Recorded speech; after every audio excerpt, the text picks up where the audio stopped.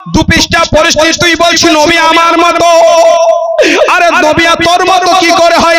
আল্লাহ বলছে মালিকুল মউত যখন নবীর দরবারে যাবে ইজাজত নিয়ে ঘরে ঢুকবে, রাসূলের দরবারে যাবে আদেশ নিয়ে ঘরে ঢুকবে, বিনা ইজাজতে ঘরে যাবে না, যাবে না, যাবে না, বিনা আদেশে আমার হাবিবের রূহটা কবজ করবে না। আর তুই যখন মউত আজরাইল আসবে একবার বলবি আমাকে সময় দাও, দেবে দেবে বলে আর হবে না, বলে দাও চলবে না, দেওয়া যাবে না। এবার বাবা কি হলো, আবার হাবিবুল্লাহর কাছে আসছে দরদি নবী রাহমাতাল লিল আলামিন ঘরের মধ্যে রয়েছে। বাবা হযরত ইসরাইল আলাইহিস সালাম আসেন, আসার পরে দরজায় দাঁড়িয়ে বলতে লাগলেন আসসালাতু ওয়াসসালামু আলাইকা ইয়া রাসূলুল্লাহ, আসসালামু আলাইকা ইয়া আইয়ুহান নবী, আসসালামু আলাইকা ইয়া আহলাল বাইতি নবী। ইয়া রাসূলুল্লাহ আপনার উপরে সালামতি, আপনার ঘরওয়ানার উপরেও সালামতি। হাবিব সালামতি মা ফাতিমা মুস্তাফার কাছে রয়েছে। আমার হাবিবুল্লাহ লাগতে জিগার, আমার রাসূলের বেটি কলেজার টুকরা খাতুনে জান্নাত ফাতিমাতুজ জাহরা আমার আব্বা জানের আপনার আব্বা জানের কাছে বসে আছে, মা জানের কাছে বসে আছে। এবার ফাতিমা রাসূলুল্লাহর শরীরটা খারাপের জন্য ফাতিমাতুজ জাহরা বলছে না না না এখন দরজা খোলা হবে না, নবীর সঙ্গে সাক্ষাৎ করার টাইম নাই, একটু পরে আসবে, চলে যাও। কিছুক্ষণ পরে আবার ডাক দিয়ে বলছে আমি কি ঘরে প্রবেশ করতে পারি? নবীর বেটি ফাতেমা বলল তোমাকে তো বললাম আমার নবীর শরীরটা অসুস্থ, মুলাকাত হবে না, সাক্ষাৎ হবে না, বেরিয়ে যাও, এখন ঘরে ঢোকা যাবে না, বেরিয়ে যাও। বাবা ইসরাইল আলাইহিস সালাম মালিকুল মউত রূহ কবজ করার জন্য এসেছে, বাবা অনুমতি চাইছে। ফাতেমা বলছে না না না ঘরে প্রবেশ করবে না, করবে না। আর কুরবান দাও ফাতেমার উপরে, ইসরাইল নবী তো নবী হযরত ফাতেমার খেলাফ করে না। এবার কি বললো বাবা যখন দরজা খুলছে না রে দরদি নবীর জন্য মা ফাতেমা বদরে রয়েছে, বলছে আবার দ্বিতীয়বার ইজাজত চাইলো, দ্বিতীয়বার ইজাজত চাইলো। আম্মা জান ফাতেমা বলছে ওগো কে বারবার বারবার আওয়াজ দিচ্ছ, বললাম তো দরজা খোলা যাবে না, নবীর শরীর অসুস্থ। এবার আমার রাহমাতাল লিল আলামিন শাফিউল মুজনাবিন দুই চক্ষু মোবারক খুললেন, খোলার পরে বলছে বেটি রে ও কে আছে তুমি কি জানো বেটি, ও কে দাঁড়িয়ে আছে তুমি কি জানো গো বেটি? বললো আব্বা জান না না আমি জানি না, কে আছে দেখে নি। আমার নবী বলল বেটি ও যে আমার ঘরে আসছে ও মহিলাকে কত স্ত্রীকে বেওয়া বানিয়ে দিয়েছে, কত বাপ ছেলেকে ইয়েতিম বানিয়ে দিয়েছে, কত বাপকে ছেলে কেড়ে নিয়েছে, কত স্বামীর কাছ থেকে বিবিকে কেড়ে নিয়েছে, কারো বাপের কাছ থেকে ছেলে কেড়ে নিয়েছে, মায়ের কাছ থেকে ছেলে কেড়ে নিয়েছে। অন্য কেউ নাই রে বেটি ফাতেমা, অন্য কেউ নাই, ও হলো হযরতে ইসরাইল আমার রূহ কবজ করার জন্য এসেছে। যেমন বলা হলো বাবা ফাতেমা আর কান্না ধরে রাখতে পারে না, কান্না চেপে রাখতে পারে না, ফাতেমা কেঁদে যায়, ফাতেমা কেঁদে যায়, কেঁদে যায়। ইয়া রাসূলুল্লাহ ইয়া হাবিবাল্লাহ আপনার বেটি ফাতেমা আপনাকে ছাড়া কি করে থাকবে, আপনার বেটি ফাতেমা আপনাকে ছাড়া কি করে থাকবে? রাসূলে কায়নাত রাহমাতাল লিল আলামিন শাফিউল মুজনাবিন নিজের কাছে ডাকলেন, ডাকার পরে আমার আকে মাওলা রাহমাতুল লিল আলামিন নিজের হাত মোবারক দিয়ে আমার রাসূল নিজের বেটির ফাতেমার চোখের পানিটা মুছিয়ে দিচ্ছে, দেওয়ার পরে বলছে বেটি রে যাও যাও তোমার ছেলে দুটোকে আমার কাছে নিয়ে আসো।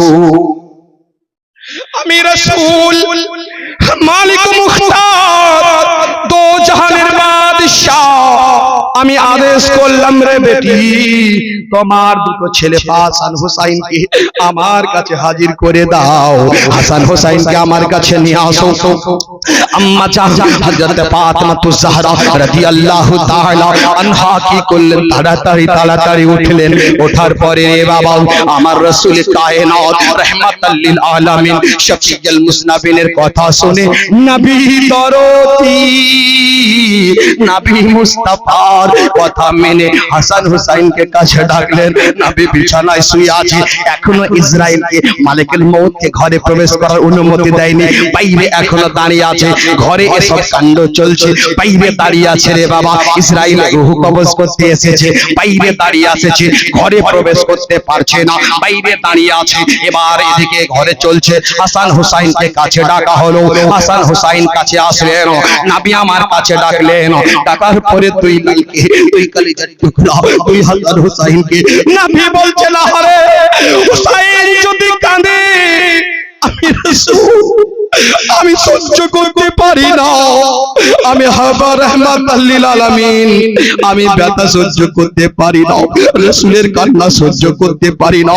নবী মুস্তাফার বলছেন আমি হাসান হুসাইনের কান্না সহ্য করতে পারি না। এই নবী মুস্তাফা বাবা এ হুসাইন কাছে আসলেন, তুই হাসান হুসাইনকে সিনার মধ্যে জড়ালেন, জড়ার পরে ধরে আদর করে রাখলেন। রাখার পরে বললেন ও ফাতিমা এদেরকে দেখো দেখো দেখো, আর এটা শুনে নাও আমার কাছে আমার ঘরবানার মধ্যে সর্বপ্রথম তুমি সাক্ষাৎ করবে। দরজা খুলে দাও, দরজা খুলে দেওয়া হলো বাবা। দরজা খুলে দিলেন, হযরতে মালিকুল মউত আসলেন। ইসরাইল আলাইহিস সালাম হাজির হলেন। ইসরাইল এসে সালাম পাঠ করলেন। এবার হযরতে জিবরাইল বলল ও ফেরেশতার দলেরা, ও যখন দরজা খুলতে যাচ্ছে ফাতিমা দরজা খুলতে যাচ্ছে, আল্লাহ রাব্বুল আলামিনের ফেরেশতা হযরতে জিবরাইল আলাইহিস সালাম আওয়াজ দিয়ে বলে দিল ও ফেরেশতা, যে সমস্ত ফেরেশতারা এসেছো হযরতে ইসরাইলের সঙ্গে, ও ফেরেশতারা উঠে দাঁড়িয়ে যাও, উঠে দাঁড়িয়ে যাও।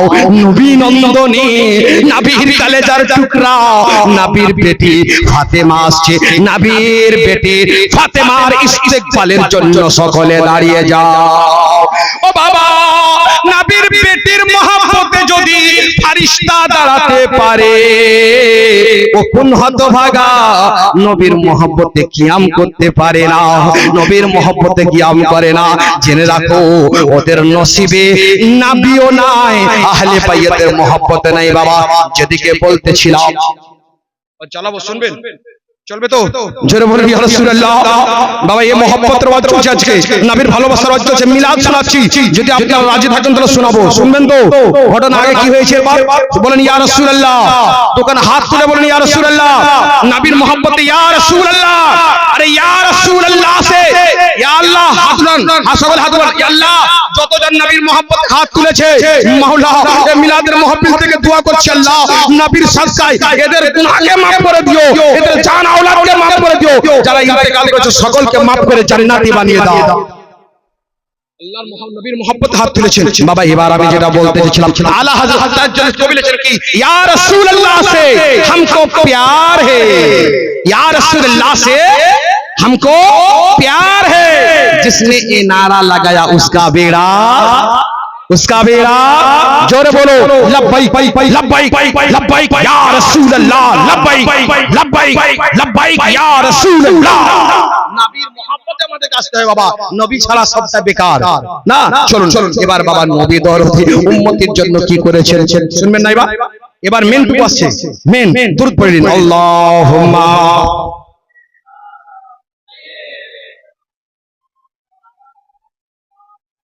ওয়ালা আলে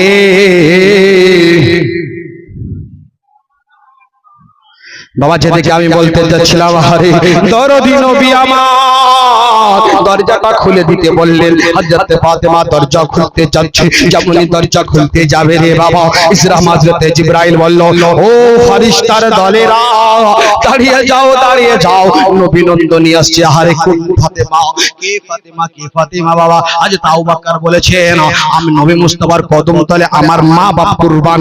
হযরতে আলী বলেছেন নবী মুস্তাফার কদম তলে আমার মা বাপ কুরবান। হযরতে উমর বলেছে নবী মুস্তাফার কদম তলে তলে আমার মা বাপ কুরবান। সাহাবারা বলেছেন নবীর কদমের তলে আমার মা বাপ কুরবান। বাবা ফাতিমা তার নাম, নবী বলেছেন ফাতেমার কদম তলে আমার মা বাপ কুরবান। ও ফাতেমা, এবার নবী নন্দনী নবী বেটি লাগতে জিগার রাসূলে কায়নাতের দুলার বেটি হযরত ফাতিমা জান্নাত ফাতিমা জাহরা যাচ্ছে দরজা খুলতে, দরজা খুলে দেওয়া হলো। যেমন দরজা খুলে দেওয়া হলো রে বাবা, ও বাবা, দরজা খোলার সঙ্গে সঙ্গে সঙ্গে সঙ্গে হযরত জিবরাইল আলাইহিস সালামের আদেশে মালাকুল মউত রাসূলুল্লাহ দরবারে উপস্থিত হয়ে গেল। আমার রাসূলের কাছে পৌঁছে গেলেন, নবী মুস্তাফার দরবারে এসে গেলেন, আমার রাসূলের কাছে পৌঁছালেন। দয়ার নবীকে ডাক দিয়ে বলল, সালাম পাঠ করে বলল, ইয়া রাসূলুল্লাহ, ইয়া হাবিবাল্লাহ, হুজুর আপনার রূহটা কবজ করার জন্য এসেছি। যদি আপনি আদেশ দিন, আপনি যদি অনুমতি দিন, আপনার রূহটা কবজ করব। নবী আমার বলল, ও মালিকুল মউত, ও ইসরাইল, তুমি রূহ কবজ করতে এসেছো, ইজাজত দেব। তবে তার আগে আমাকে বলো। বলে, ইয়া রাসূলুল্লাহ কি বলবো? বলে, মৃত্যুর কষ্ট কতটা? নবী বলছেন, ও মালিকুল মউত, মৃত্যুর কষ্ট কতটা? মালিকুল মউত বলল, ইয়া রাসূলুল্লাহ, ইয়া হাবিবাল্লাহ, 1000 তলবারের আঘাতকে একদিকে রাখুন আর মৃত্যুকে অপর দিকে রাখুন। ইয়া রাসূলুল্লাহ, ওই 1000 তলোয়ারের আঘাতটাতে মৃত্যুর আঘাতটা বেশি হয়ে যাবে। বলুন আল্লাহু আকবার। নবী আমার বললেন, আহারে দরদি নবী, নবী বললেন, ও মালিকুল মউত রে, আমার উম্মতদেরকে এত কষ্ট পায়, আমার উম্মতের রূহ কবজ করার সময় এত কষ্ট পায়। বললে, ইয়া রাসূলুল্লাহ কষ্ট পায়। নবী দরদি উম্মতকে কতটা ইয়াদে রেখেছেন বাবা। নবী ওই সময় বলল, জিবরাইল, আমাকে কথা দিতে হবে, কথা দিতে হবে, আমার উম্মত এত কষ্ট পাবে, আমি কামলেওয়ালা মুস্তাফা সহ্য করতে পারবো না, আমি রাহমাতাল লিল আলামিন সহ্য করতে পারবো না। ও বাবা, যে নবী আপনাদের মৃত্যু কষ্ট সহ্য করতে পারেনি, তিনি হলেন আমাদের দরদি নবী, তিনি হলেন রাহমাতাল লিল আলামিন, তিনি হলেন শফিউল নবীন। বাবা, এবার আবার আল্লাহ রাব্বুল আলামিনের ফেরেশতাকে আল্লাহর রাসূল সাল্লাল্লাহু আলাইহি সাল্লাম বললেন, ও জিবরাইল, আমাকে কথা দিতে হবে, তবে আমি ইজাজত দেব। বলে, ইয়া রাসূলুল্লাহ কি আদেশ? কথা দিতে হবে। বলে, যত কষ্ট হয়, যত কষ্ট হয়, যত কষ্ট হয়, সবকে এক জায়গা জমা করে দাও, জমা করে দিও মালিকুল মউত রে। এদের সমস্ত কষ্টটা, আমার উম্মতের কষ্টটা যেন উম্মত না পায়, সমস্ত ব্যথাটাও আমি রাসূল আমাকে দিয়ে দাও, আমি মেনে নেব, আমি রাজি, কষ্ট সহ্য করে নেব, আমি সব কষ্ট বরদাস্ত করে নেব, সব কষ্ট সহ্য করে নেব। আরে দরদি নবী, নবী বলতেন, আমি সহ্য করে নেব, আমার উম্মত কষ্ট পাবে, আমি নবী সহ্য করতে পারবো না। কেমন নবী রে বাবা, ওই নবীর পাগল আমরা দেওয়ানা। তাই নবীর মহব্বত আমাদেরকে করতে হবে। নবীর ভালোবাসা নাই, নবীর মহব্বতটা যদি আমরা সেই দিনকে বাবা, নবীর ভালোবাসাটা যদি, নবীর মহব্বতে আমাদের সেই দিনটা যদি আমরা নবীকে পেয়ে যেতাম, সেই দিন রাসূলকে পেতাম। আহারে নবী কত মহব্বত আমাদেরকে করেছেন, রাসূল উম্মতকে কত মহব্বত করেছে, রাহমাতাল লিল আলামিন কত ভালোবেসেছে। তাই আমরা সেই রাসূলকে ভালোবাসতে চাই। তাই কবি মহব্বতের সহিত সেই রাসূল পাকে বলছেন, আমরা যদি সেই দিনকে নবীকে পেতাম কত না ভালো হতো। জন্ম আমার নবীর যুগে, জন্ম আমার নবীর যুগে, হলে কেমন হতো। সকলে বলুন, জন্ম আমার আরে জোরে বলুন না, জন্ম আমার নবীর যুগে হলে কেমন হতো। আপনাকে ভালো লাগছে না? ছেড়ে দেবো? ভালো লাগছে তো? তারা বলুন, জন্ম আমার নবীর যুগে দু নয়নে রাসূল পাক, দু নয়নে রাসূল পাক দেখিলে কেমন হতো। জন্ম আমার নবীর যুগে। বাবা এবার কি হচ্ছে? আগে আগে চলে আসুন, আপনারা আগে আগে চলে আসুন। মাশাআল্লাহ লোক বেড়ে গেছে, তাড়াতাড়ি চলে আসুন। আলহামদুলিল্লাহ আপনারা স্টেজকে ভরে দিয়েছেন। জোরে জোরে একবার নবীর মহব্বতে দরুদ পড়েন, আল্লাহুম্মা।